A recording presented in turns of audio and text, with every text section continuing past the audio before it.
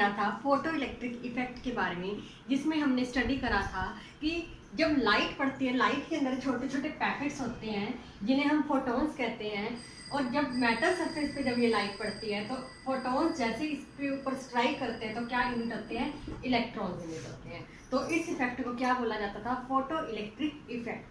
तो आज का हमारा जो टॉपिक है, फर्स्ट टॉपिक है properties of photons. Properties of photons, इसमें जो फर्स्ट प्रॉपर्टी आती है that is light consist of tiny packets of energy called photons. Here light consist of tiny packets of energy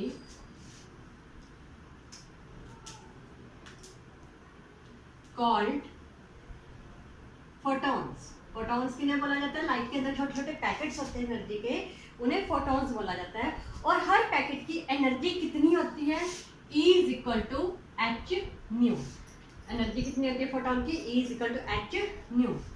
second property में इसका जाएगा the momentum of photon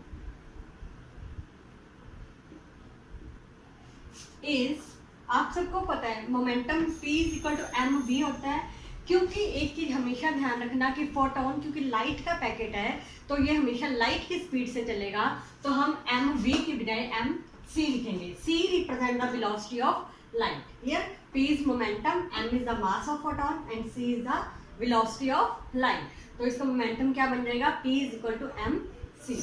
clear. Now third property है इसकी, photon travel with velocity of light in space। Space के अंदर हमेशा ये कितनी स्पीड से चलते हैं, velocity of light। और velocity of light कितनी होती है, c कितनी होती है वैल्यू, 3 × 10⁸ मीटर पर सेकेंड। ये फोर्थ प्रॉपर्टी में जाएगा the rest mass of photon is 0। ये प्रॉपर्टी बहुत इंपॉर्टेंट है, इसका एक अलग से कंसेप्चुअल क्वेश्चन बन के भी आता है कि why rest mass of photon is 0। तो हम इसे प्रूव भी करने जा रहे हैं। तो हमेशा ध्यान रखना रेस्ट मास फोटॉन का 0 होता है। कैसे, देखो एक थ्योरी ऑफ रिलेटिविस्टिक के अकॉर्डिंग एक इक्वेशन थी आपके पास, m is equal to m nought by 1 minus b square by c square का रूट। ये अब हमने, मैं आपको सिंबल्स बता दूं, m क्या है, मास है फोटॉन का, m नॉट रेस्ट मास है फोटॉन का, v is the velocity and c is the velocity of light. क्योंकि हमने रेस्ट मास 0 प्रूव करना है फोटॉन का, और मैंने अभी अभी बताया कि जो फोटॉन है कितनी वेलोसिटी से चलता है, वेलोसिटी ऑफ लाइट से चलता है। इसका मतलब अगर वेलोसिटी किसके बराबर हो जाएगी, वेलोसिटी ऑफ लाइट। इसके अंदर अगर मैं फिल करूँ ये वैल्यू तो क्या बन रही है, m nought by 1 minus c square upon c square, जिस करता जाएगा ये आपस में, यहाँ पे 1 रह जाएगा, 1 माइनस 1 0। तो अपने पास ये m नॉट बाई 0 मीन्स ये इधर जाके m नॉट की वैल्यू कितनी आ जाएगी अपने पास, 0। मीन्स रेस्ट मास फोटॉन का कितना होता है, 0। Clear, this is very important property. अभी तक हमने 4 प्रॉपर्टी डिस्कस करी। फोटॉन्स की पैकेट्स होते हैं एनर्जी के, जिसकी एनर्जी कितनी होती है, E is equal to h nu. Momentum कितना होता है, P is equal to M c. ये कितनी स्पीड से चलते हैं, स्पीड ऑफ लाइट से, and rest mass of photon is 0। Now fifth property के बारे में डिस्कस करेंगे। This is very important for the exam session. 2 या 3 मार्क्स में इसकी प्रॉपर्टीज पूछी जाती हैं। तो इसकी फिफ्थ प्रॉपर्टी आएगी the velocity of photon in different media is different। जैसे कि मैंने अभी अभी बताया कि स्पेस में इसकी वेलोसिटी ऑफ लाइट के बराबर होती है, बट जैसे ही मीडियम चेंज होता है तो उसकी वेलोसिटी भी क्या हो जाती है, चेंज। मीडियम आप समझते हो, जैसे ग्लास, वाटर, अलग अलग मीडियम में इसकी वेलोसिटी भी क्या हो जाएगी, अलग अलग। तो ये नेचर ऑफ मटेरियल पे, नेचर ऑफ मीडियम पे डिपेंड करती है। हियर नाउ सिक्स्थ प्रॉपर्टी है, if the intensity of light increase, then number of photon increase, but energy of photons remains same. देखिए इंटेंसिटी का मैंने लास्ट वीडियो में आपको बताया था, intensity means number of photon. अगर किसी लाइट की इंटेंसिटी बढ़ जाएगी, इंटेंसिटी बढ़ी मतलब नंबर ऑफ फोटॉन बढ़ गई, नंबर ऑफ फोटॉन बढ़ते जाएंगे बट हमेशा एनर्जी क्या रहती है फोटॉन्स की सेम रहती है। मान लो यहाँ पे मेरे पास दो बल्ब हैं अलग अलग वॉट के, ये 50 वॉट का है और ये 100 वॉट का है। अगर इनकी अब देखने में पता चल रहा है आपको कि इसकी इंटेंसिटी क्या है ज़्यादा, इसकी इंटेंसिटी क्या है कम। अगर इसकी इंटेंसिटी कम है तो इसमें नंबर ऑफ फोटॉन्स भी क्या आएंगे, कम निकलेंगे, इसमें नंबर ऑफ फोटॉन्स क्या आएंगे, ज़्यादा निकलेंगे। बट इन दोनों की, इन फोटॉन्स की एनर्जी क्या होगी, हमेशा सेम रहेगी। Clear? This is also the property of photon. Now 7th property है, they are neutral in nature. ये हमेशा न्यूट्रल होते हैं, ना तो ये पॉजिटिव चार्ज होता है इन पे, ना ये नेगेटिव चार्ज होता है इन पे, हमेशा न्यूट्रल होते हैं। न्यूट्रल होने के कारण इन्हें अगर इलेक्ट्रिक या मैग्नेटिक फील्ड के अंदर रखा जाता है तो ये डिफ्लेक्ट नहीं करते, क्योंकि इलेक्ट्रिक फील्ड के अंदर अगर रखते हैं, अगर वो पॉजिटिव चार्ज होता है तो वो नेगेटिव की तरह डिफ्लेक्ट करते हैं, नेगेटिव होता तो पॉजिटिव की तरह डिफ्लेक्ट होते, बट क्योंकि ये न्यूट्रल है, न्यूट्रल होने के कारण ये डिफ्लेक्ट नहीं करते। तो आप इसके साथ ये भी लिख सकते हो, they do not deflect in electric and magnetic fields. Clear? हमने 7 प्रॉपर्टीज के बारे में डिस्कस करा फोटॉन्स की, so note down. Okay, now proceed with our next topic,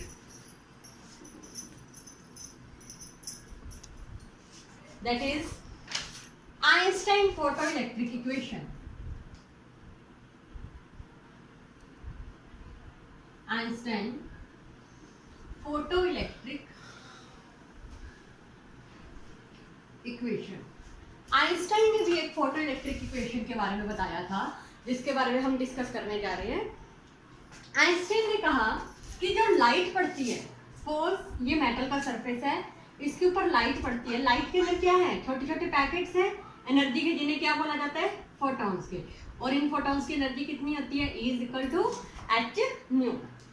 जैसे ही लाइट पड़ती है इसके ऊपर, तो ये जो एनर्जी होती है, ये दो पोर्शंस में, ये एनर्जी दो पोर्शन में इसकी एनर्जी स्पेंड होती है। कैसे? सबसे पहले तो आप इसकी इक्वेशन लिख दोगे कि light consist of tiny packets of energy called photon. और फोटॉन्स को 2-3 नाम और दिए जाते हैं, मैं आपको बता दूं। फोटॉन्स को क्वांटा भी बोला जाता है, क्वांटा, क्योंकि ये क्वांटम थ्योरी से आया था, इसलिए इसे क्वांटा भी बोला जाता है। क्लियर? तो आप ऐसे लिख सकते हो कि light consist of tiny packets of energy called quanta या photon and having energy E = h/μ। जो ये एनर्जी होती है, ये आइंस्टाइन ने डिस्कवर करा, जो ये एनर्जी होती है, एनर्जी दो चीजों में स्पेंड होती है। एक तो आपको पता है कि जब एनर्जी लाइट पड़ेगी तो इलेक्ट्रॉन्स क्या होते हैं, इमिट होते हैं। तो एक एनर्जी का कुछ हिस्सा किसमें स्पेंड होता है, to emit the electron, electron को इमिट करने में। इमिट करने में मीन्स वर्क फंक्शन, मैंने आपको लास्ट वीडियो में कराया था। वर्क फंक्शन क्या होता है, मिनिमम से minimum energy required to eject the electron.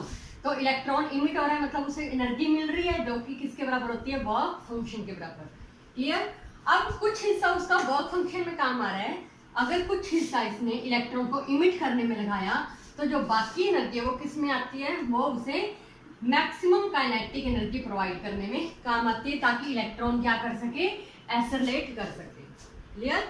मैं फिर से आपको बता दूं कि आइंस्टाइन ने डिस्कवर करा था कि लाइट के अंदर जो पैकेट्स होते हैं एनर्जी के, जिन्हें फोटॉन्स बोला जाता है, जिनकी एनर्जी E = h/μ होती है, वो दो चीज़ों में काम आती है।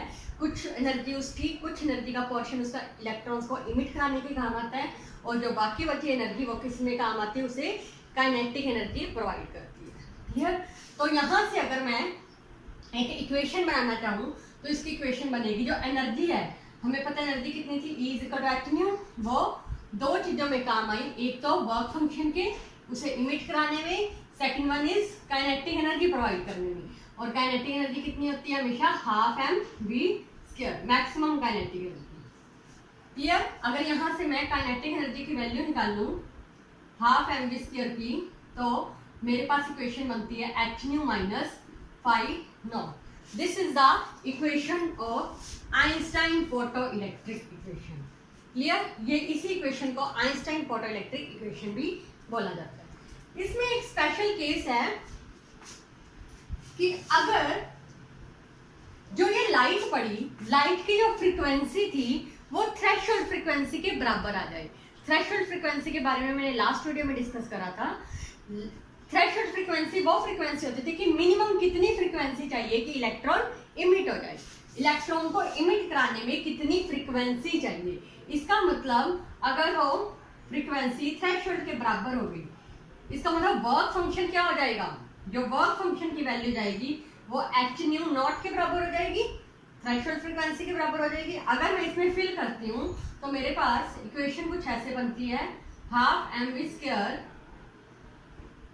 H nu minus h nu nought, यहाँ से एच कॉमन आ जाएगा, nu minus nu nought. This is also a one relation for numerical purpose. तो ध्यान रखना, काइनेटिक एनर्जी का एक और फॉर्मूला बनता है एच ब्रैकेट में new minus nu not. New is the frequency and new not is the threshold frequency. Clear? This is the Einstein photoelectric equation. This is also very important for the exam session. Okay. अब हम next topic discuss करेंगे। Consequences क्या हैं photoelectric equation के? Consequences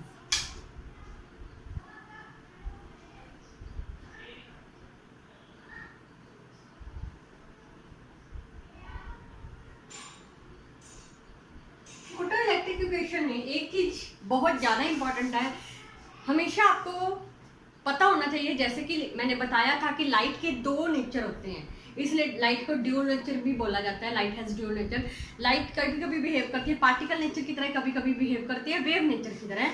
but जो ये concept था photo electric effect या फोटो इलेक्ट्रिक इमिशन का इफेक्ट, जो ये इफेक्ट है सिर्फ लाइट के पार्टिकल नेचर से ही एक्सप्लेन करा जाता है, वेव नेचर से एक्सप्लेन नहीं करा जाता। यही इसका कॉन्सिक्वेंस है।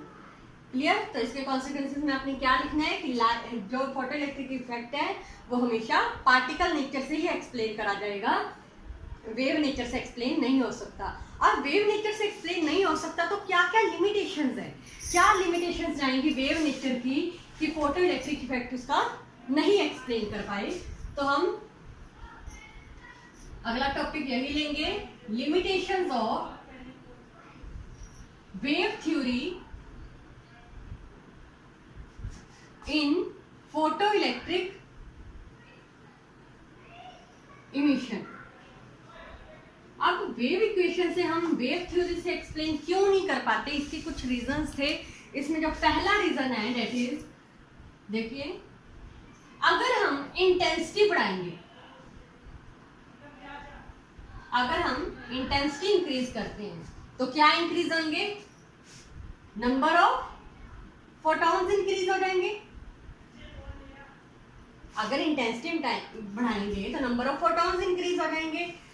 अब लाइट पड़ रही है, मान लो ये लाइट वेव नेचर की है, इंटेंसिटी बढ़ाई, नंबर ऑफ फोटॉन्स बढ़ गए। नंबर ऑफ फोटॉन्स बढ़ गए तो इसका मतलब जो इलेक्ट्रॉन इमिट हो रहे हैं उनको एनर्जी क्या होगी, एनर्जी भी बढ़ेगी। नंबर ऑफ फोटॉन्स जैसे इंटेंसिटी बढ़ाते रहे उसका एम्पलीट्यूड क्या हो जाता है, वेव का इंक्रीज कर जाएगा। इंटेंसिटी बढ़ाने से नंबर ऑफ फोटॉन बढ़े मींस उसका एम्पलीट्यूड क्या हो गया, इंक्रीज हो गया। एम्पलीट्यूड इंक्रीज होने से उसमें काइनेटिक एनर्जी जो इलेक्ट्रॉन्स की है वो भी क्या हो जाएगी, इंक्रीज हो जाएगी। इलेक्ट्रॉन्स की काइनेटिक एनर्जी भी इंक्रीज हो जाएगी। इसका मतलब इंटेंसिटी का डायरेक्टली किससे रिलेशन बन रहा है, काइनेटिक एनर्जी से। बट जो फोटो इलेक्ट्रिक इमिशन इफेक्ट है जो कि पार्टिकल नेचर का है वो एक्सप्लेन करता है कि काइनेटिक एनर्जी इंटेंसिटी पे डिपेंड नहीं करती। ये हमने लास्ट वीडियो में भी किया था। Clear? But intensity does not depend on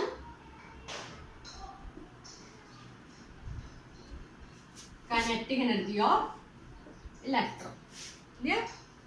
wave theory के अकॉर्डिंग काइनेटिक एनर्जी और इंटेंसिटी आपस में रिलेट कर रही है डायरेक्टली में, बट पार्टिकल नेचर जो फोटो इलेक्ट्रिक इमिशन को एक्सप्लेन करता है इस कंसेप्ट के अकॉर्डिंग क्या बनता है अपने पास कि काइनेटिक एनर्जी इंटेंसिटी पे डिपेंड नहीं करती। क्लियर? ओके, नाउ इसकी सेकंड लिमिटेशन के बारे में बात करेंगे।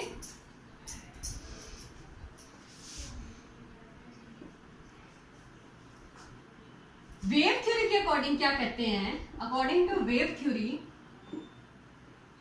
अगर लाइट बढ़ रही है, लाइट की एनर्जी वर्क फंक्शन के बराबर है, बट अगर उसकी if frequency less than threshold frequency,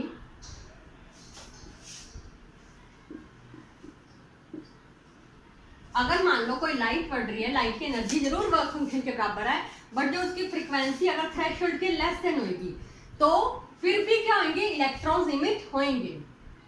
then electrons emit from metal surface, but ये एक कंडीशन है फोटो इलेक्ट्रिक इफेक्ट की कि अगर फ्रीक्वेंसी थ्रेशोल्ड से कम होती है तो कोई इजेक्शन नहीं होती। ये हमने पढ़ा हुआ है फोटो इलेक्ट्रिक इफेक्ट में।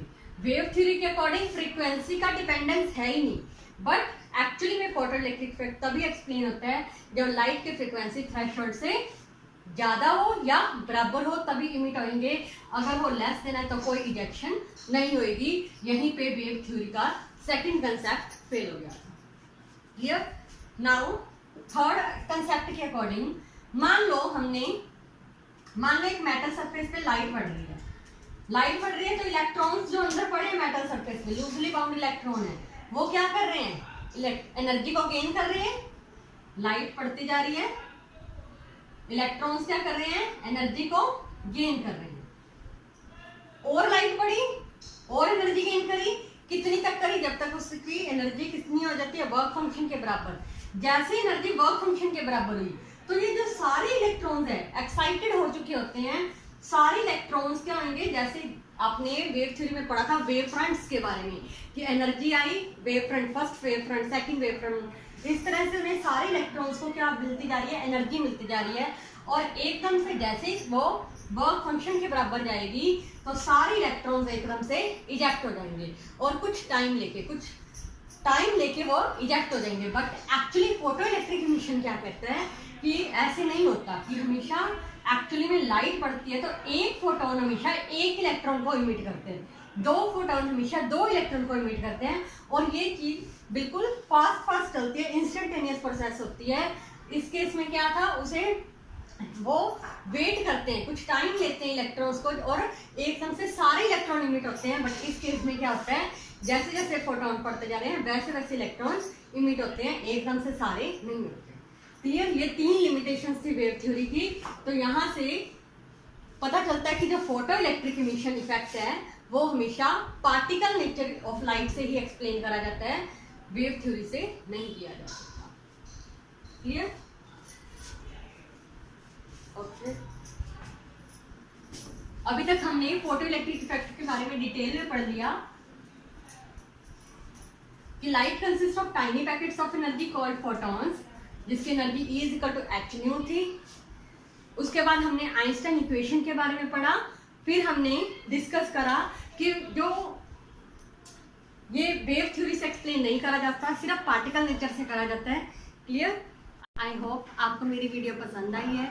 अगर आपकी कोई भी क्वेरी है तो प्लीज़ कमेंट बॉक्स में कमेंट करके बताएं और इस चैनल को शेयर एंड सब्सक्राइब करें। Thank you.